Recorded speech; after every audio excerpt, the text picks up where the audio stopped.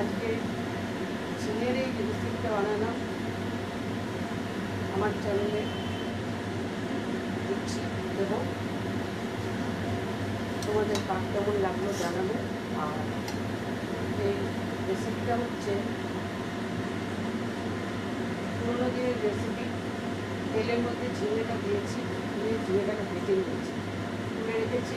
এবার কড়াইয়ের মধ্যে কালো জিরে শুকনো পাঁচফোড়ন দিয়েছি, আদা বাটা টমেটো বাটা দিয়ে নেড়েছি।